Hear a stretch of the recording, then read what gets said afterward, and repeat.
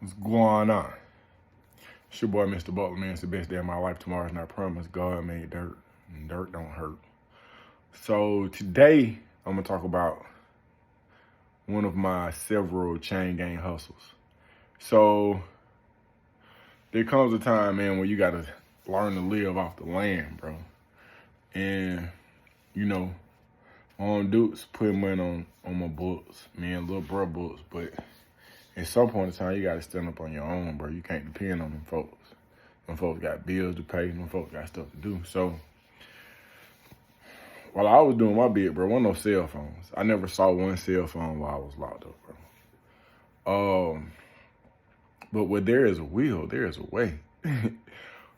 Bro, I remember one point in time, I was working in the sandwich, like the pack out room, where all I did was made peanut butter and jelly sandwiches and patootie meat and mystery meat sandwiches all day long, bro. Like just in the room with sandwiches, bro. And it just irked me. It just plucked my nerves. But then I think I was in B unit. I think I was in F2.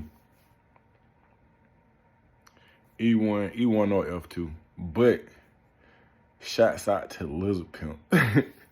Shouts out to Lizard Pimp.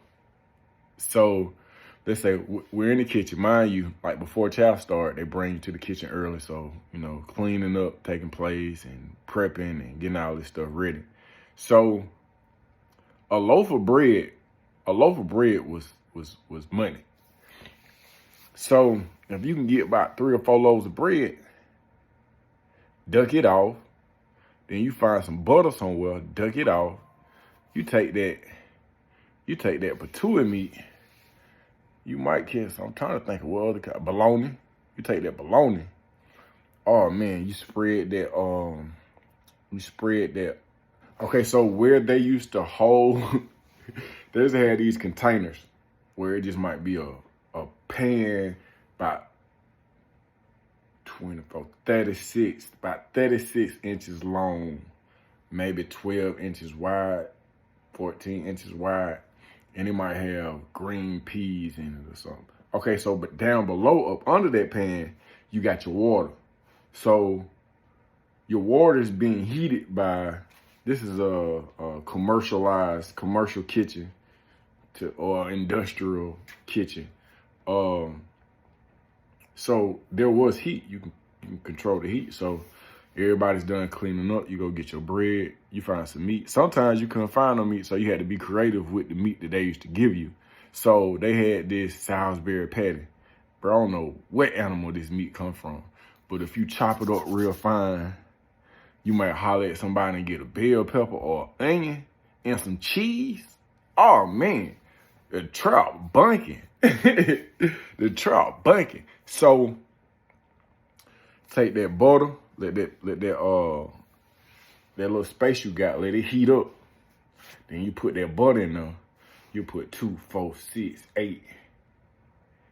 You could do 4 sandwiches. You might have your meat somewhere. You might even come up on a little salt and pepper, you know what I mean? So let's say you get you about 20 sandwiches. You come back to coming back to the dome is a challenge because you gotta wrap them up. You gotta wrap them sandwiches up, meaning that when you sell them, they're in the individual wrap. The wrap ain't hard to come by. You know, they got wrap everywhere. But then after you wrap the sandwiches up, now you got to get them back to the dome. Mind you, when you going up out of here, you getting pat searched. Depending on what officer is working, bro, you got to be kind of creative. Sometimes you got to pass it on to somebody else. Sometimes somebody got to come up there and get them. Rolling with Lizard Pimp, though.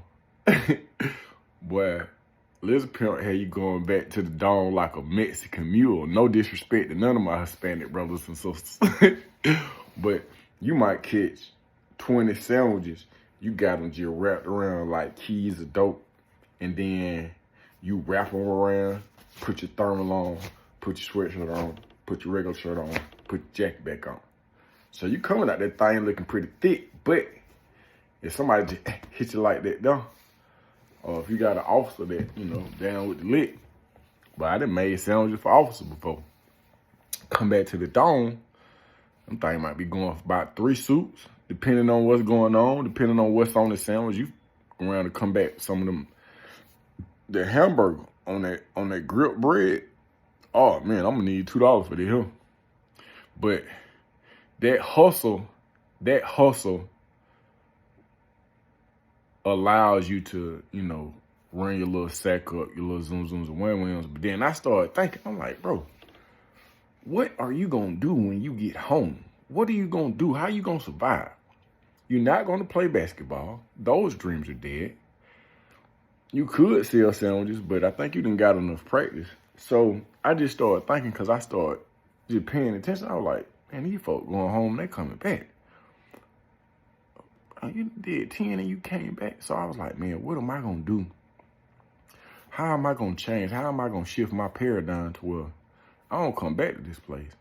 So through naturalistic observation or just research, just paying attention to what's going on, I'm like, bro, the only thing that will keep you out of this place is a different mindset, shifting the paradigm, learning something. So I started going to trade school. Now, before I got to trade school, now mind you, when I was in PMC, I was doing pretty good. PMC is like, it's a little less violent down there. It's still violent, but it's a little less violent. But because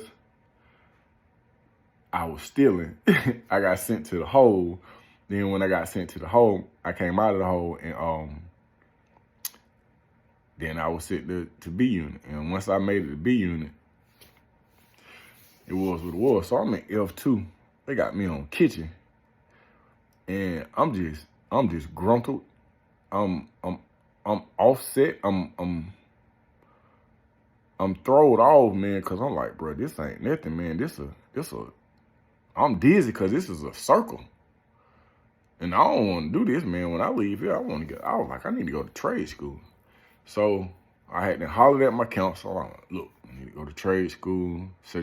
Man, them folks don't care nothing about that. So what I would do is this.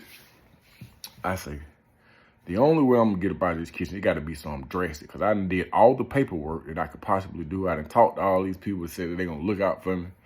And it's just not coming together, man. It's not coming together, and I want up out this kitchen because this a trap. I don't want to be in chain gang my whole life, man. I want to go do something else. So, throughout the state of Georgia, at 12 o'clock, it is count time. Stop all inmate movement. Everybody freeze where you at, and you got to stand outside your door, and they're going to count you. So, count while the camp is locked down, until everybody's accounted for. So after everybody's accounted for, then you start that move. You start coming out the door, going to trade school, going to the kitchen, going to whatever your detail is. So I say to myself, man, I am in the belly of the beast. I am in F2. I am in that stupid deuce. I am in the most electrified place in Alto State Prison. It is going down in that stupid deuce. I'm gonna tell you, side story. We had people who was so young, they would have to give them juice in the morning. So when they used to give them juice in the morning, it would be a list. It would be a list of people, and all these people was like 17, 18. I don't know what the actual age was, but they would call you, and along with your breakfast, you would get an apple juice, I guess, so you could grow big and strong. But in F2, when the officer, depending on what officer was working the dorm, boy, them folk go up there. They already thought L2 would throw it off. Boy, you'll just hear juice. Juice starts sounding like dudes. And them folk just go bombard the police. I'm talking about on a regular basis, just bombard the police and just start snatching juices. That was the sidebar. I ain't gonna do no more sidebar. So, I'm in the belly of the beast, man. It's a hard knock life. And I come up with a bright idea, and I don't share it with nobody. I say, this is what has to be done, and so I must do it.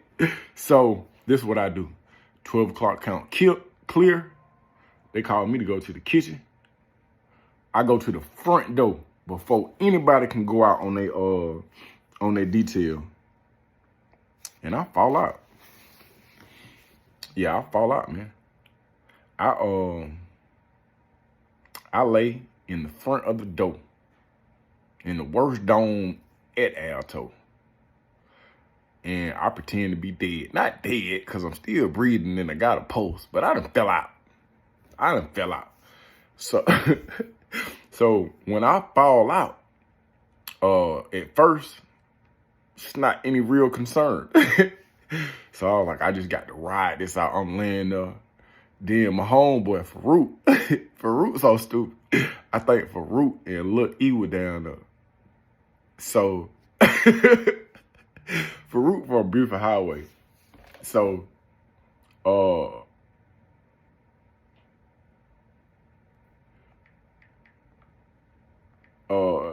so Farouk, I know Farouk.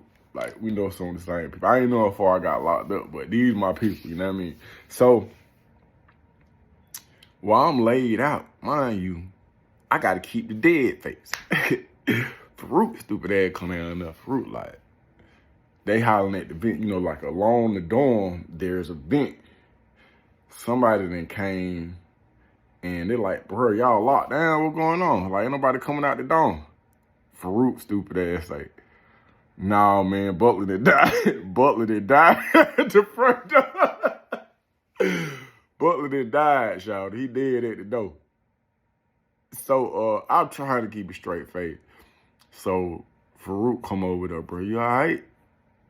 You all right? Hey, look, I know what you're doing. I know what you're doing, but let me know that you all right. Like, give me some. I can't move, bro. I'm locked in.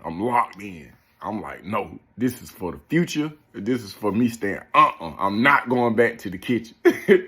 I'm not going back to the kitchen. So, I mess around and medical come down there. So when medical come down there, they got lieutenants and sergeants come down there. Lieutenant Scott come down there. So they got me. They done picked me up. They got me on the stretcher. We're going into Act 2 now. I'm like, okay, it's getting real. It's getting real.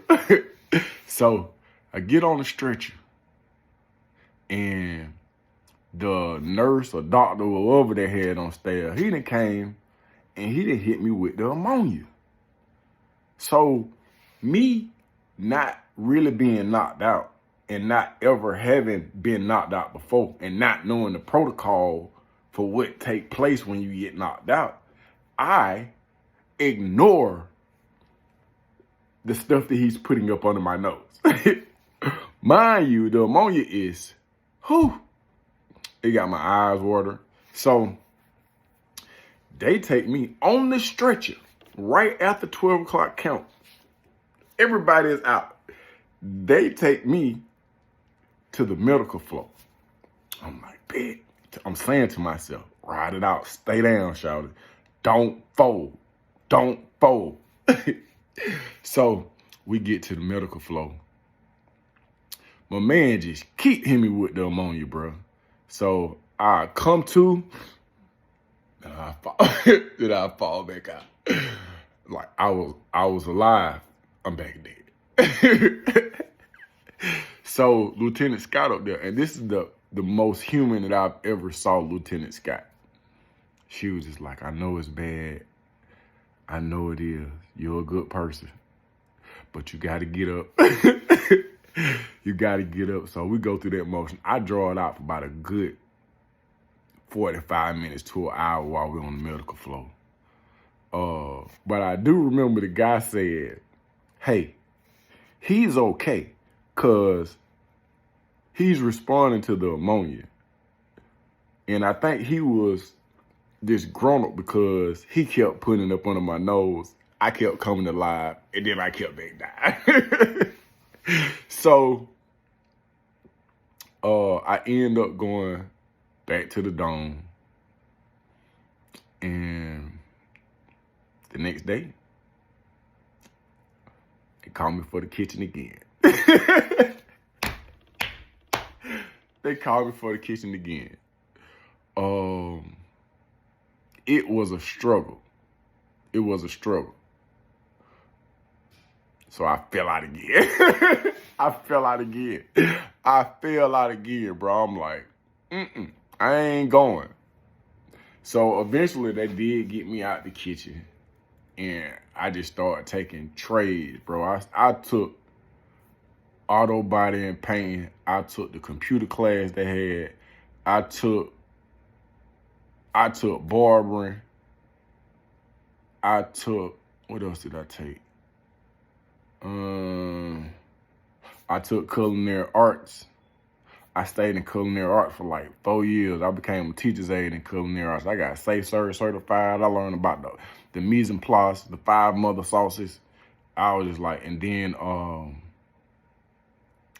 I end up going to the hole a couple of years later. But that's a whole nother story. The moral of the story is this, man. Learn something. You don't have to go to chain gang to learn, though. You can learn it on the street. That way you ain't got to go to the chain gang, man. Because I just wanted tools. I was like, man, there's an entire toolbox here. And I'm only efficient with the hammer and the pliers. That's it. But there's all kinds of tools in this toolbox, man. So if I got to fall out and go up to the medical floor, hey, man, I'll do that, man. I just wanted to learn something. So today's the best day of my life, man. Y'all subscribe, y'all like, y'all share, y'all comment. I'm trying to get monetized. You hear? God made dirt. Dirt don't hurt.